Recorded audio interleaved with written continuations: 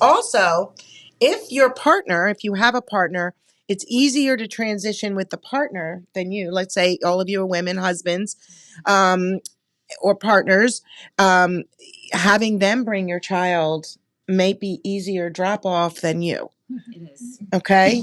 Okay. I mean, look, listen, we can put all of our hands together. As moms, we get anxious and nervous more, and we show it more than the dads tend to. They hide it better than us. They don't worry. Listen, they don't worry like we do. I get it. I remember when my daughter started kindergarten, I was terrified. So I understand the feelings you have, and I commiserate. So I get it. But the good news is they're going to do great with all of this prep. And you're going to look back and go, all of these little bits of pieces helped. Did you want to ask a question? So with the school that we're going to, they're going to start initiating the 504 after school starts. So it's not in place yet. What I'm concerned about on day one is the bathroom, because my son will not initiate. And then that's a setback when they have an accident. So I'm working to make sure that there's somebody there who will prompt him, because that's what we do now. But do you have any suggestions about First this? of all, is there a reason they're not doing the 504 before the school year? I brought it up in the spring, and they said that their A team gets going in the fall. Okay. So that's why we don't do it. Have you had the chance to educate them? Yeah, I have. A little bit. Okay. Well, after camp, you're going to get a ton of resources. And in those resources are buddy handouts, spot work, small group work, because the concepts that one of the best ways to prepare is educating staff, plain and simple. We give you so many materials to educate. Families we work with that get the intensive, let's say, and they get the plan. You go in and you work through, you talk through it as if it's a guide. But also the trainings. We offer it if you have an outside treatment provider and they offer it, you want them trained. The best way to prevent the pitfalls, one of you asked about pitfalls. Was it you? Was it you? Yeah, the concern is to try to avoid pitfalls. In other words, the more trained they are. So what we recommend is a beginning school year training.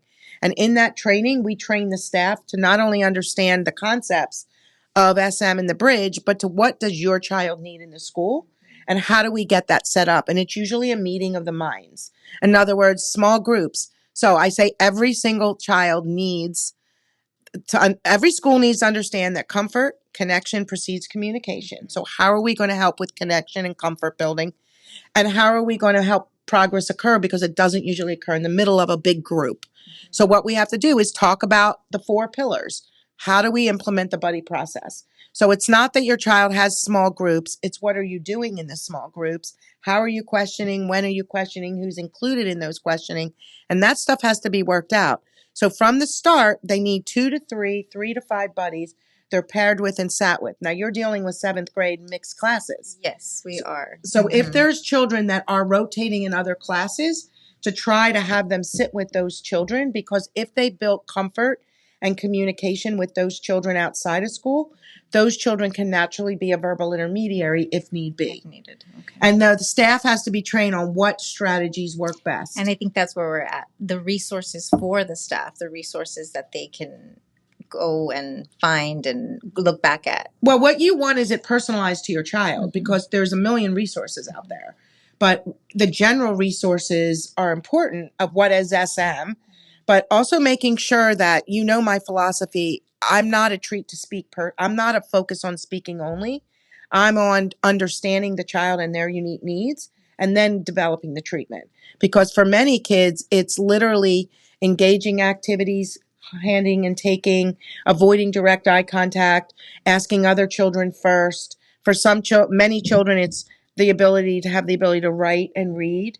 And so they have the ability to write and read or write and show, to use of a verbal intermediary. Like, for example, if you have a child, even in your age range, that gets to know somebody outside of school and they progress into speech, a really wonderful strategy is pairing and grouping them. But if they haven't progressed into speech with the teacher yet, but they're sitting with them, what is wrong with saying, do you want red or blue? No answer. Red or blue, tell Rebecca. And now you're prompting your child to verbalize to the person they're the most comfortable and communicative with, and to have the opportunity to spend time in the school after school. So in your 504s and IEPs, you should have the ability, ideally, to have time after school to meet with teachers and things like that. Now, not all teachers have the ability to meet with you after school, but usually when you email the teachers, they will often make time to meet with you outside the school time. And it may not be in your IEP in 504. And I think one of you asked, okay, we may have an IEP. Like, what is that about? Like, one, it's getting overall goals. So your overall goal may be to build comfort with all peers and teachers, to become responsive with peers and teachers, to be able, you know what I mean? But it's the strategies that aren't necessarily in a 504, that aren't in an IEP that have to be tweaked. So the beginning training, and then you get training every like 6 to 8 weeks after to tweak. So usually for most clinicians, it's about an hour training and then 30 minutes thereafter, based on how that child is progressing. So they need like bullet points, like 5 good bullet points to work on, and then we tweak it. So I think the best way to avoid pitfalls is to try to train.